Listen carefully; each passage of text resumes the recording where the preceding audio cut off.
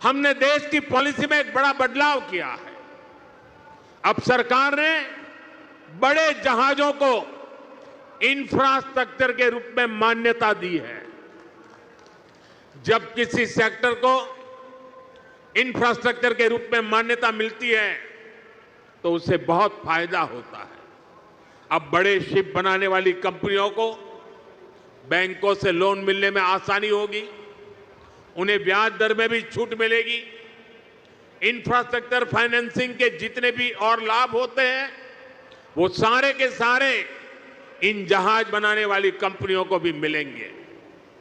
सरकार के इस निर्णय से भारतीय शिपिंग कंपनियों पर पड़ने वाला बोझ कम होगा, उन्हें ग्लोबल कंपटीशन में आगे आने में मदद मिलेगी। साथियों, भारत को दुनिया की एक बड़ी समुद्री शक्ति बनाने के लिए 3 और बड़ी स्कीम्स पर भारत सरकार काम कर रही है।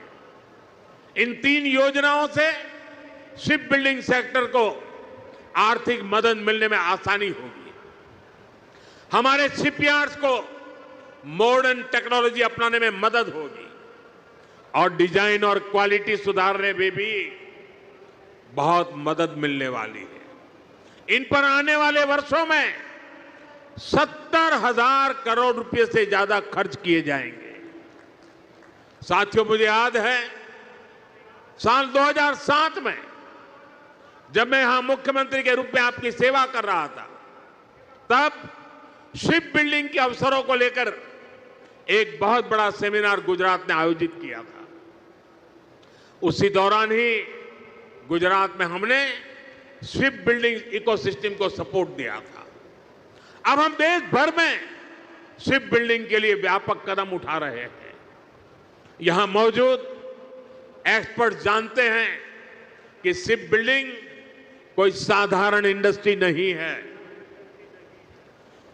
शिप बिल्डिंग इंडस्ट्री को पूरी दुनिया में mother of all industries, mother of all industries की जननी कहा जाता है, उद्योगों की जननी कहा जाता है, क्योंकि इसमें सिर्फ एक जहाज ही नहीं बनता, उसके साथ जो उद्योग जुड़े होते हैं उनका विस्तार होता है। Steel, machinery, electronics, textile, paints, IT system, अर्थ अनेक उद्योगों को शिपिंग इंडस्ट्री से सपोर्ट मिलता है।